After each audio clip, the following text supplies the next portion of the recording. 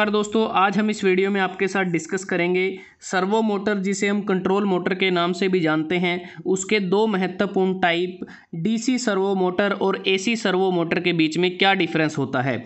AC servo motor अगर हम बात करें दो टाइप की होती है, 2 फेज़ एसी सर्वो मोटर और 3 फेज़ एसी सर्वो मोटर। तो हमने कुछ फैक्टर को कंसीडर किया है जिसके आधार पर देखेंगे कि कैसे DC servo motor AC servo motor से अलग होती है।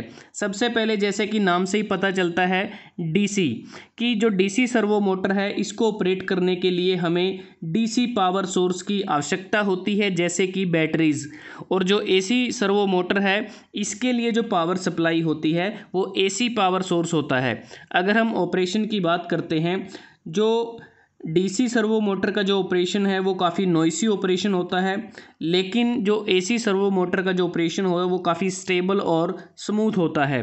अगर हम परफॉर्मेंस की बात करते हैं तो डीसी सर्वो मोटर में जो परफॉर्मेंस होती है वो सिर्फ वोल्टेज पर ही डिपेंड करती है, लेकिन एसी सर्वो मोटर में जो परफॉर्मेंस होती है वो वोल्टेज और फ्रीक्वेंसी इन दोनों पर डिपेंड करती है।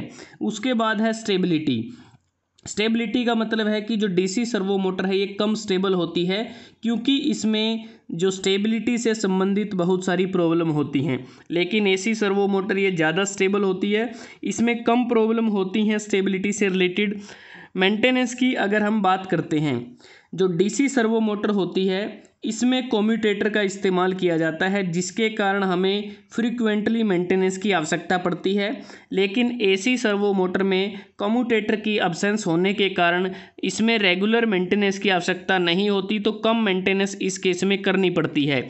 उसके बाद है वेट की अगर हम बात करें, जो डीसी सर्वो मोटर होती हैं काफ़ी हैवी वेट होती हैं और साइज़ में भी बड़ी होती हैं, लेकिन जो एसी सर्वो मोटर होती हैं ये वेट में हल्की होती हैं और साइज़ में भी ये स्मॉल होती हैं।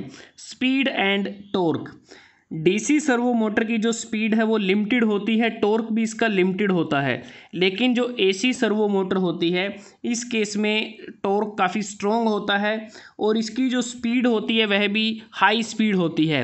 एफिशिएंसी की अगर हम बात करें, डीसी सर्वो मोटर की एफिशिएंसी ज़्यादा होती है, एसी सर्वो मोटर की एफिशिएंसी कम होती है।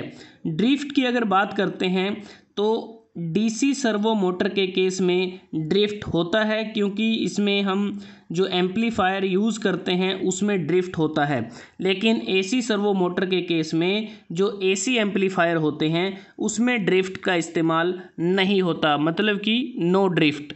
रेडियो फ्रिक्वेंसी नॉइस की अगर हम बात करें, ये नॉइस लिखा हुआ है, radio frequency noise. DC servo motor के केस में ब्रशेस प्रोड्यूस होते हैं जिसके कारण रेडियो फ्रिक्वेंसी नॉइस जनरेट होती है, लेकिन एसी सर्वो मोटर में ये जो रेडियो फ्रिक्वेंसी नॉइस है यह नहीं होती। अब बात करते हैं एप्लीकेशन की, इन दोनों मोटर को कहाँ कहाँ इस्तेमाल किया जाता है।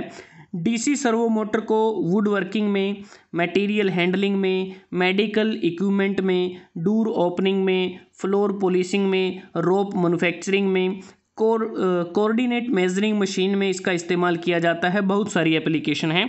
उसी प्रकार से जो एसी सर्वो मोटर है इसका इस्तेमाल हम वेल्डिंग रोबोट में करते हैं, सिमुलेटर में करते हैं, सेमीकंडक्टर इक्विपमेंट में इसका इस्तेमाल किया जाता है, मशीन टूल में इस्तेमाल करते हैं, स्पेशल पर्पज मशीन्स में इसका इस्तेमाल किया जाता है, packing and food process machine में, मेडिकल डिवाइसेस में, डिफेंस इंडस्ट्री में, इंजेक्शन मोल्डिंग मशीन में, सर्वो प्रेस मशीन में, स्टील प्रोसेसिंग मशीन में इसका इस्तेमाल किया जाता है। तो दोस्तों, आज हमने इस वीडियो में आपके साथ डिस्कस किया डीसी सर्वो मोटर और एसी सर्वो मोटर के बीच में क्या डिफरेंस होता है। अगर आपको ये वीडियो अच्छा लगा आप इसको लाइक कर सकते हैं, शेयर कर सकते हैं अपने दोस्तों के साथ, स्टूडेंट्स के साथ, और चैनल को सब्सक्राइब करना ना भूलें। जल्द ही हाजिर होते हैं एक नए वीडियो के साथ, तब तक के लिए धन्यवाद। आपका दिन शुभ रहे।